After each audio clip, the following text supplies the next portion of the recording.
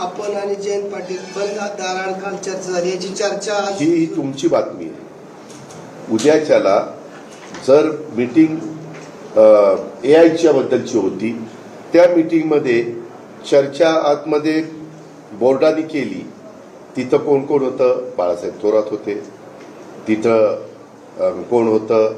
राजेश टोपे होते, जयंत पाटील होते, डॉक्टर इंद्रजित मोहिते पाटील, यशवंतरावचे चिरंजीव ते तिथं होते, जयप्रकाश दांडेगावकर तिथं होते, साखर आयुक्त तिथं होते, तिथं पवारसाहेब होते, तिथं मी होतो, तिथं हर्षवर्धन पाटील होते, तिथं दिलीप वळसे पाटील होते, तिथं अनेक जण VSIशी संबंधित लोक होती.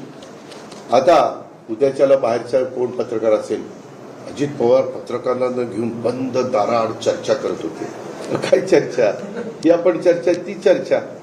तसं AIचा, म्हणून तर मी म्हणतो की 9 तारखेला आपण कॉन्फरन्स तिथं VSIला ठेवलेली आहे उत्पन्न वाढवण्याच्या करता. ते एक प्रकारचं साखरेच्या ऊस धंद्याचं कामच आहे.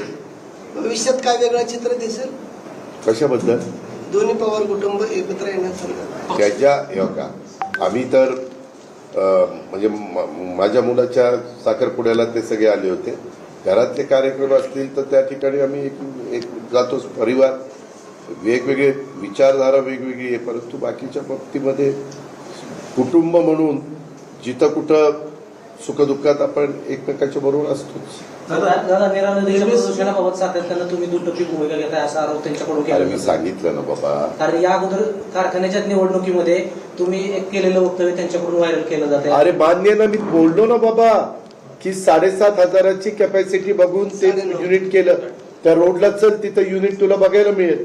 पण क्रशिंग झालं 9,500 9,500 2,000 टनांनी जर क्रशिंग वाढलं तर या सगळ्या गोष्टी घडतायत ना. म्हणूनच आता तिथं मी स्वतः असल्यावर हे सगळ्या गोष्टी झटपट करून देतो ना. If you are running a business